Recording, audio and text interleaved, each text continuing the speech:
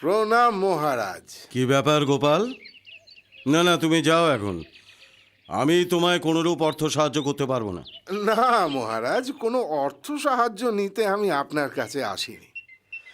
আগামীকাল আমি একটা ছোটখাটো ভোজের আয়োজন করেছি, তাই আপনাকে সপার্ষদ নিমন্ত্রণ করতে আসা, এই আর কি।